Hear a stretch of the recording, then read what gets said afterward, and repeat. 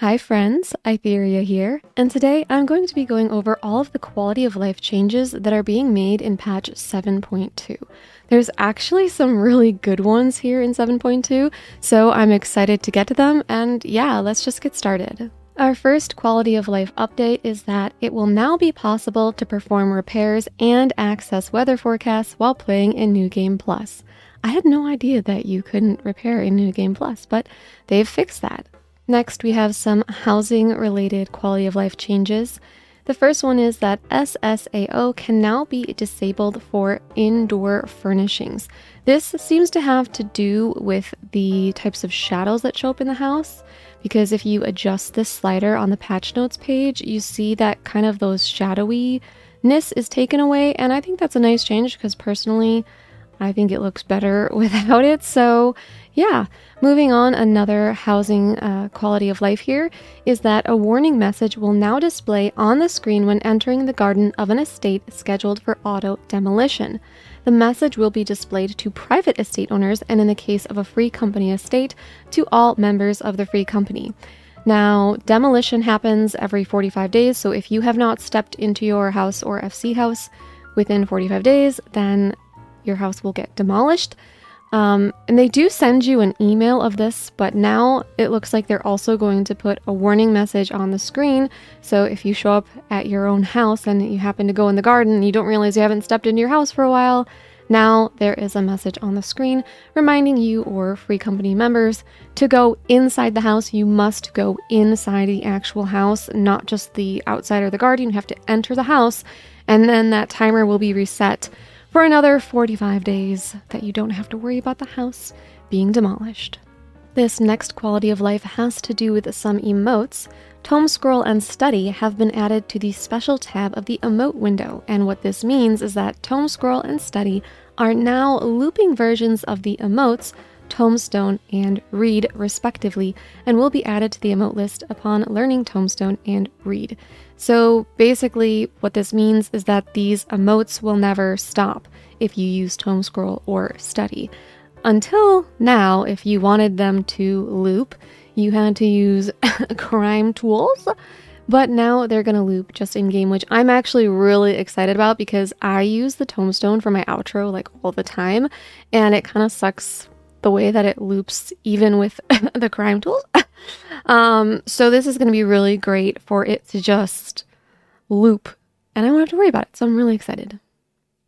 The following actions can now be queued for execution. Use meal, use medicine, and sprint. So what this does is if you're in combat, attacking a boss, you might have noticed, especially for sprint, that when you clicked it, it didn't actually work. Like you'd start running, trying to evade something on the ground, and you clicked sprint, but you're like, oh, it didn't go off. What the queuing will do is so if you watch glare here, I can press it one time. See, watch it right here before the cast bar ends, and it queues it up. Now it's adding sprint as well as tinctures and ether and HP potions and food to this queue so that you don't have to spam click it.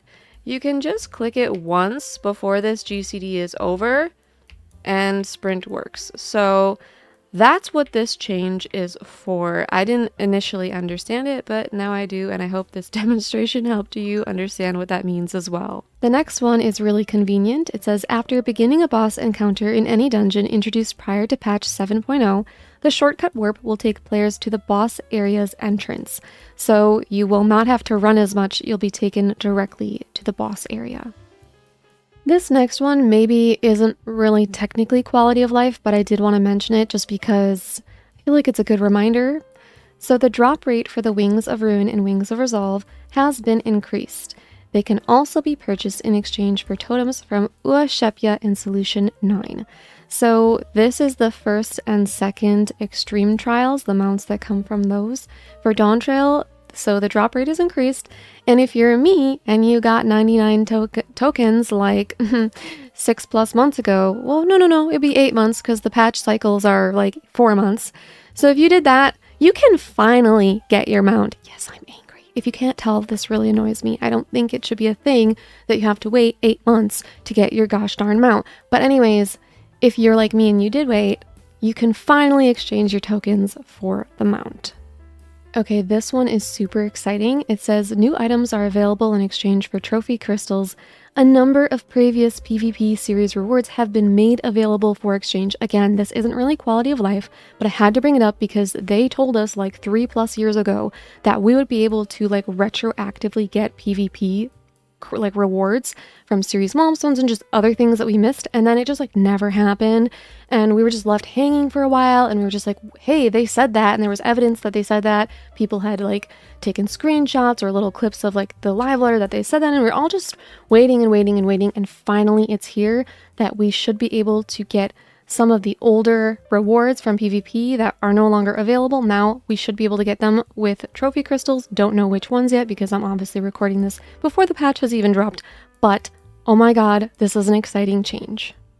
Next, a bunch of items have been given to die channels. If you look through here, you'll see that a bunch of these are relic weapons. I believe these are all of the relic weapons from Shadowbringers in their various stages and iterations, so that's very exciting to see those getting to die channels. And then when you get past those, we also have just a bunch of random glamour pieces, like the taffeta shawl, the taffeta loincloth, the light steel glares. These are really exciting for me because I really like them. We have the Taoist slop and stuff, island leaf headdress. There's a lot of good stuff here.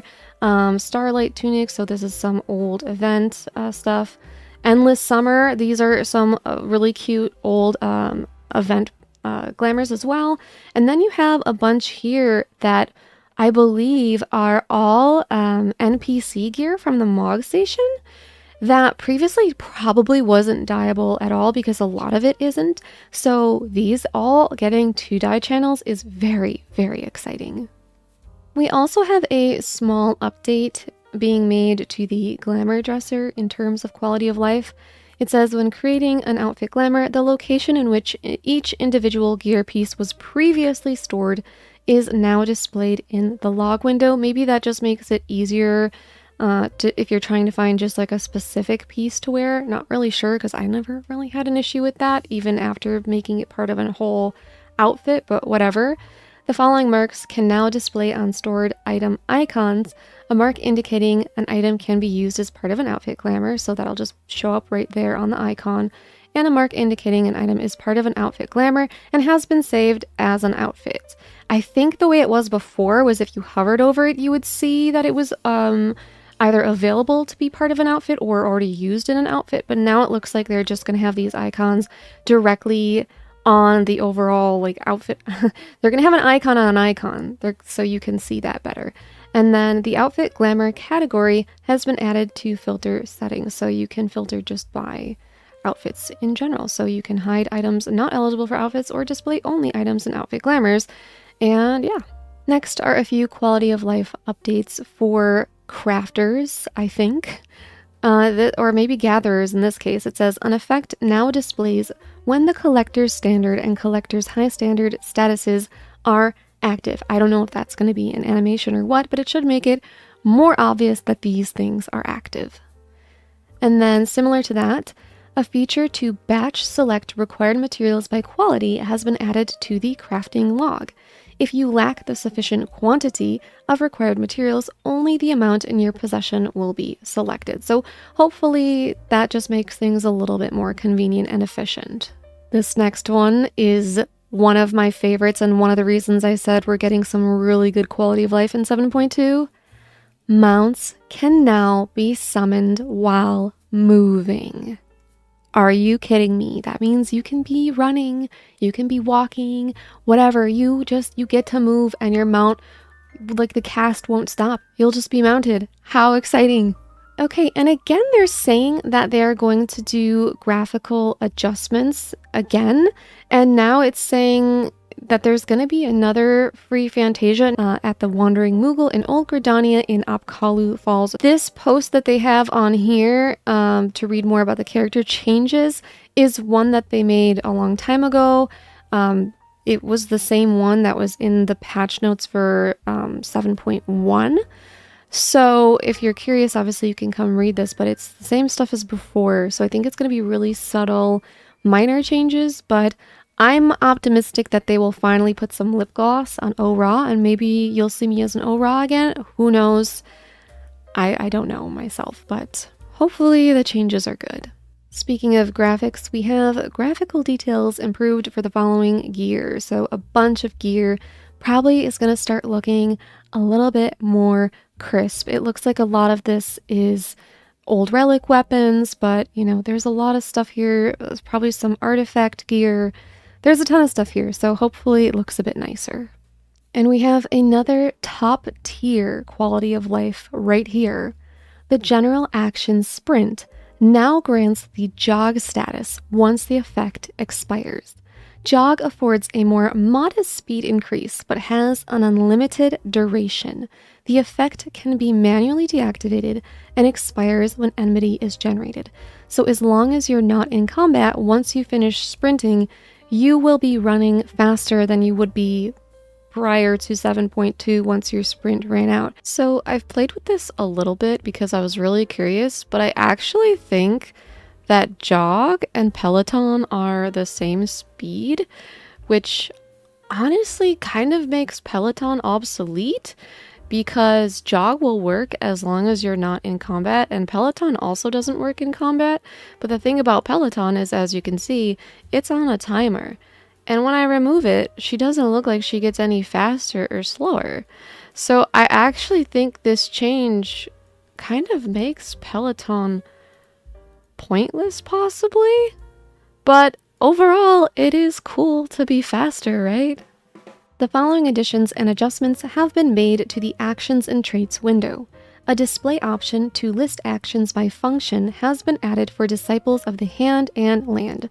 The display can be toggled using the buttons at the bottom right of the window. Again, I don't really craft or gather, so I don't know if this will be helpful, but I hope it will. It looks cool. New actions corresponding to targets marked with different signs have been added to the General tab.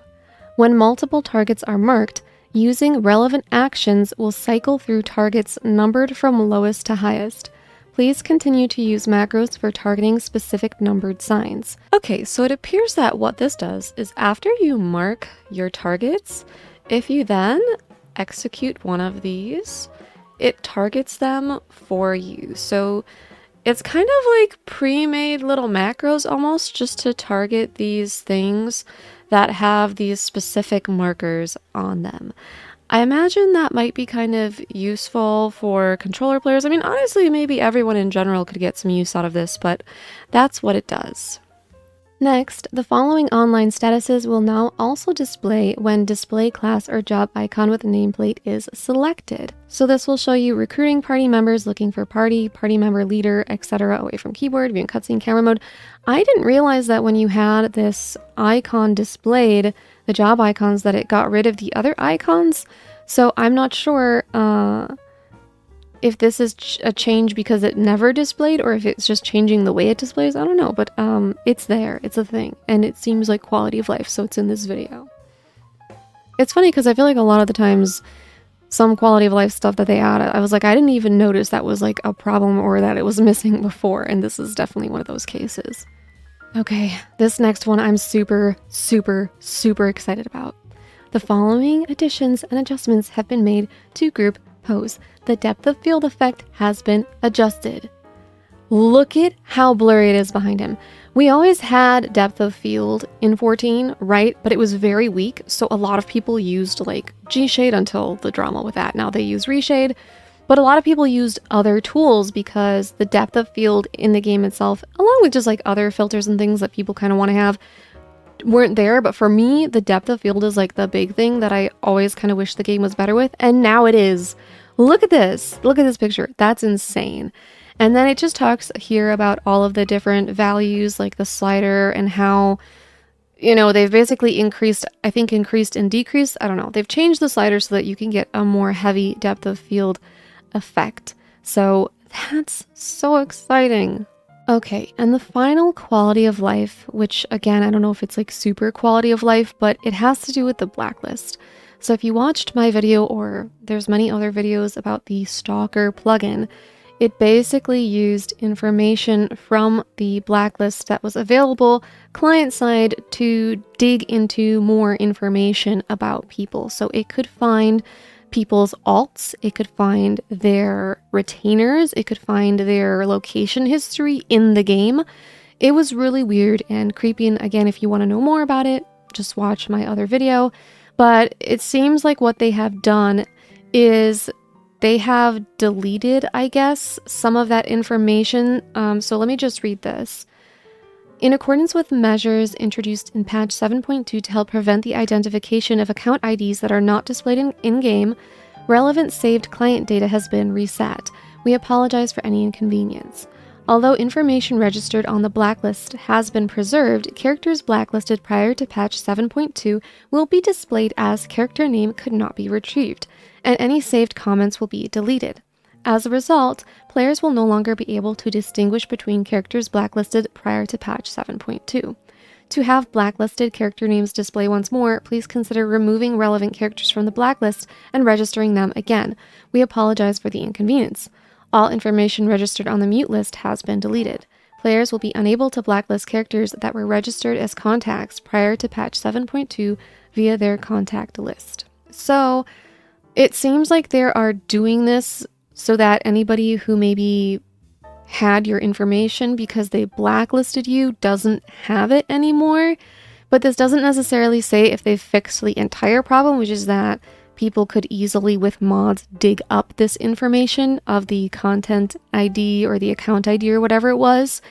That we don't know based on this whether they've fixed it, but we do see that they're making an effort, and they have stated in, I don't know if it was a live letter or some public interview, but they have stated that they will be working on this because they do understand our problem with it and they value our privacy from other players. So they are trying to make changes so that those kinds of mods and third-party tools can't be used to get people's in-game data that they're not supposed to have.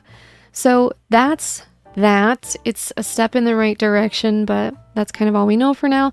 And that's pretty much it when it comes to quality of life for 7.2. I think the ones I'm most excited about are definitely this depth of field change, the sprint to jog thing, and of course being able to mount while moving. I think those are definitely the ones I'm most excited about, but let me know which ones you're most excited about in the comments below. As always, please consider leaving a sacrifice to alert algorithm in the form of a like, comment, share, or subscribe. Thank you so much for watching, and thank you so much to my channel members for supporting me. Bye!